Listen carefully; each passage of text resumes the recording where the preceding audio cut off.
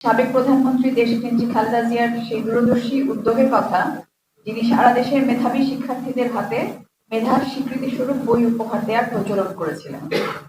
বেগম খালেদা জিয়া বিশ্বাস করতেন, একটি জাতিকে এগিয়ে নিতে হলে নতুন প্রজন্মের হাতে বই তুলে দেওয়ার কোনো বিকল্প নেই। তিনি যখনই বিএনপি রাষ্ট্র পরিচালনার দায়িত্বে ছিলেন, তখনই শিক্ষা ও সংস্কৃতির বিকাশের যোগাসা নয়, এটি একটি জাতির মনন গঠনের প্রধান হাতিয়ার।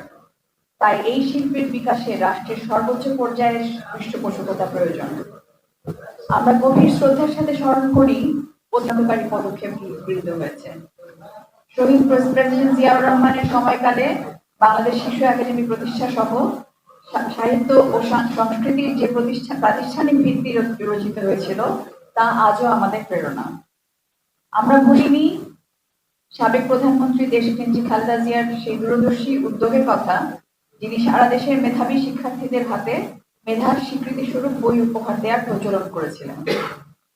এর সাথে আরো যুক্ত করতে চাই যে বাংলাদেশের এখন যে জাতীয় গ্রন্থনীতি, সেটাও কিন্তু বিএনপি আমলেই প্রথম গৃহীত হয়েছিল এবং পরবর্তীতে সেটি আর সংশোধন বা হালনাগাদকরণ সেটার উদ্যোগ হয়নি, এবং আমরা এটাও খুব জোরদার ভাবে আশা করি যে এই সময়ে ওনারা আবার এই দায়িত্ব পালন করবেন।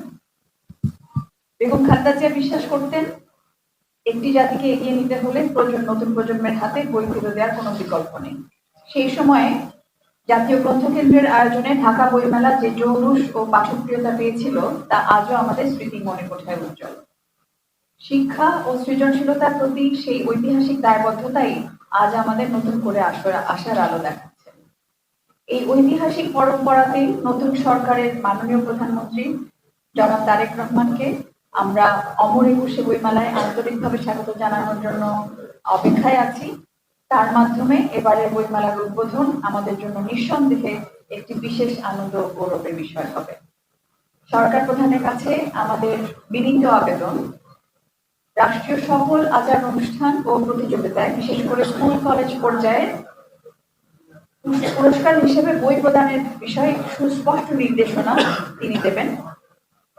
একটি জাতির মনন গঠন, সৃজনশীলতা বিকাশ এবং মানবিক বোধ জাগ্রত করার ক্ষেত্রে সৃজনশীল বইয়ের ভূমিকা অপরিসীম। দুঃখজনকভাবে এই গুরুত্বপূর্ণ খাত দীর্ঘদিন ধরে অবহেলার শিকার। আমরা আশাবাদী তিনি এই খাতের প্রতি বিশেষ গুরুত্ব আরোপ করবেন। পাশাপাশি সরকারি বইয়ের ক্রয়ের বাজেট বহু বছর ধরে প্রায় স্থবির অবস্থায় আছে, এবং আপনাদেরকে আরেকটু এই প্রসঙ্গে বলতে চাই যে এটা কিন্তু শুধুমাত্র সংস্কৃতি মন্ত্রণালয়ের দায় না, এটা সমস্ত মন্ত্রণালয়ের জায়গা থেকেই আমরা মনে করি যে এই উদ্যোগগুলো নেওয়া প্রয়োজন আছে।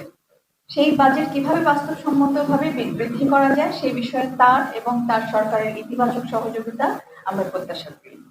তার দূরদর্শী নেতৃত্ব ও সরাসরি উদ্যোগের মাধ্যমে দীর্ঘদিন ধরে সৃজনশীল প্রকাশকদের লালিত স্বপ্ন বাস্তব হবে, এই দৃঢ় বিশ্বাস আমাদের আছে।